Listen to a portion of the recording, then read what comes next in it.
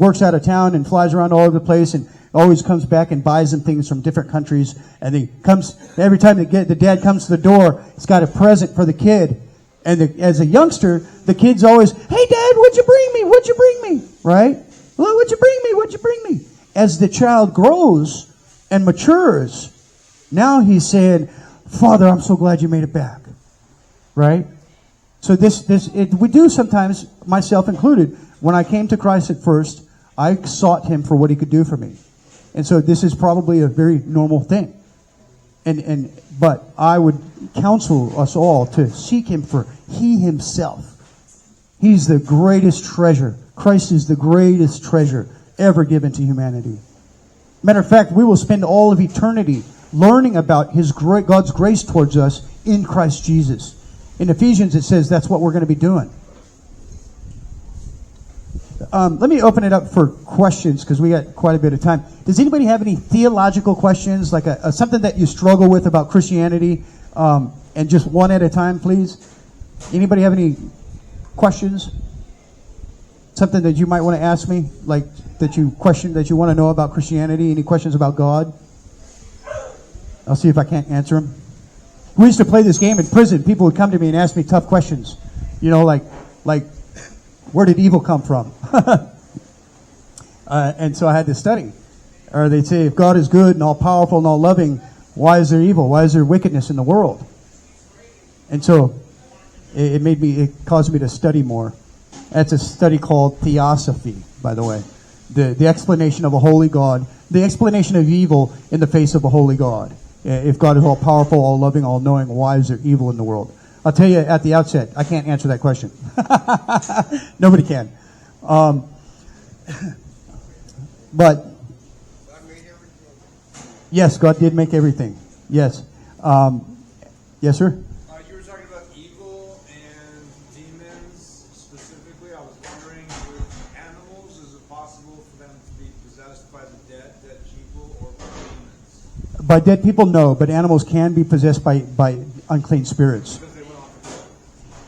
Right. Well, and see, most demonologists like Christensen and Dr. Merle Unger and Dr. Anderson, they'll tell you that demons come they do through grave and unprotracted sin, meaning sin that is prolonged and not trying to if I don't try to restrain evil in my own life, then I open up the door for the enemy. And demons do find some type of relief within us, probably due to the fact that we're made of over 80% water, and in their condition, their fallen state, there is no water. So they probably receive some type of relief as they enter a human or an animal. But they do inhabit places, articles, people, animals. It's indicative of a demoniac to black out and not remember.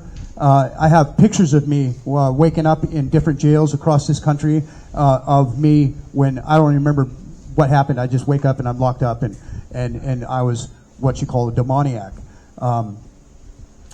For some reason, I would attack the police vehicles and destroy their cars with my heads and spit blood all over them and stuff. I was messed up.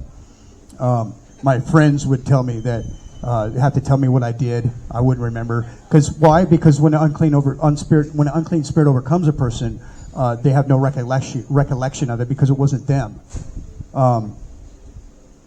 Matter of fact, when God delivered me, and when I helped that guy out of the wheelchair in the Dallas County, Dallas, and the cop moved me upstairs, that night I had a vision.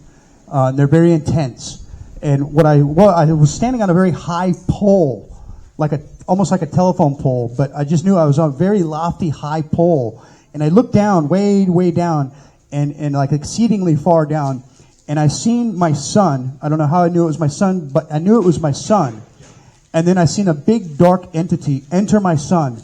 And I tried to say, in the name of Jesus, come out of him. Right? But I was being choked in the vision and I couldn't speak. And I woke up. There was, in Dallas County, Dallas, they got these metal parishioners between the bunk beds. And I hit the bunk bed, the metal parishioner between me and the next cellie. And it was like a big Chinese gong.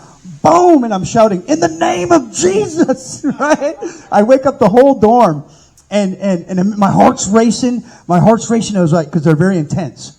And so And then right after that, my son killed a kid and got 20 years in prison. So that's my youngest son, Austin. And so they are hereditary. They do pass down from fathers to their children. But in the name of Jesus Christ, when a Christian knows, see, because I can perform an exorcist on somebody, but this is going to be very damaging to the counselee. It is going to have to be repeated over and over again, and it's very traumatic for the counselee. In Scripture, there's no instruction on how to get rid of a demon out of another person. Jesus, as a divine agent, God himself commanded, and he empowered his disciples to command demons to come out of people. And I can do that. Any Christian can, that understands his authority in Christ, can command a demon to come out of a person or a place. But in Scripture, it's implied that the person keep himself demon free. So that's why when you go through these steps to freedom in Christ by Dr. Neil T. Anderson, you will learn about your authority in Christ. Kind of like a cop when he goes out to the street and he pulls out his badge and he says, stops the traffic.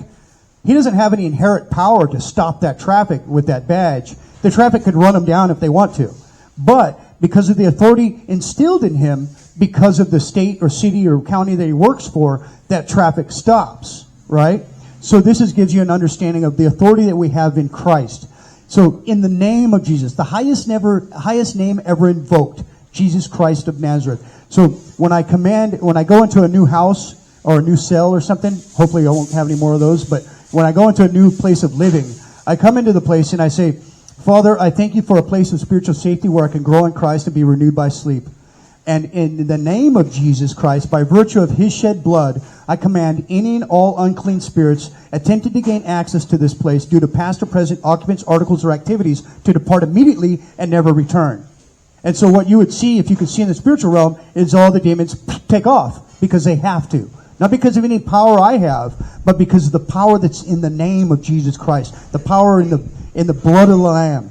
And so when I went through these steps of freedom in Christ, and I confessed these sins, and I renounced these sins, and I declared the truth, and confessed these lies that I believed, and it was a pretty long process actually, and because I wanted to be very thorough, and I did it with tears running down my face.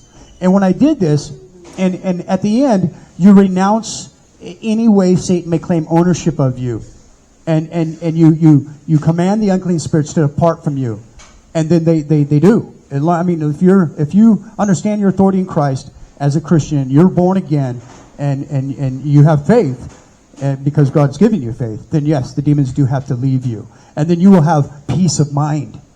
You will have very, very tranquil peace of mind. Your mind won't be bombarded with just a bunch of bleh all the time. It won't be bombarded with a bunch of fears and anxieties and lies and stress, and you'll have peace in your mind. Like me, I can lay down and I can go to sleep now. I don't have to get high or drunk or anything. I can just lay down and go to sleep. I don't have to rock myself to sleep anymore. I can just lay down and go to sleep, and I have peace in my mind. And it's that's why the Bible calls it a curing. The man from whom the demons came out begged to follow Jesus. And the Bible calls it a curing. He was cured of unclean spirits. She was cured of unclean spirits. Why? Because it's a spiritual sickness. And a person that's spiritually sick that's God loved me, and I was spiritually sick. I was still a child of the King, even though I was spiritually sick, and God delivered me. And so, in fact, when somebody told me I was spiritually sick, I told them I thought they were crazy, because we're American. We don't think like this. And in most other nations, they don't have this separation between materialistic realm and the spiritual realm, because they're all around us. We're unable to see them. Sometimes some people can, and some people that are involved in cults and stuff and witches, they can see. But yeah, demons come they do through grave and unprotracted sin. It's kind of like when you're swimming out in a lake, and I get this from Dr. Anderson. If you got a bunch of corks floating in the lake, and your goal is to put these corks underneath the water, and you're trying to just put all these corks underneath the water while you're swimming, he says to forget the corks and swim to shore. Right? So we don't want to be focused on demons, but it's important that we do understand that yes, they do exist. We don't want to run around like a bunch of Ghostbusters trying to, we're not Ghostbusters. We perform our duty as servants of the Lord, and when we are confronted with unclean spirits, then we will deal with them accordingly in the strength of His might and in His name. One time I had a guy in a cell. He come over to me and he huh? Yeah, well, let me give you a prayer, too, to pray. Whenever you see somebody that's spiritually sick, I pray this over my countrymen. I pray this over you guys. I prayed this in Dallas County, Dallas. There was, I had a couple guys sitting there with me. We're doing a Bible study, and I'm going through the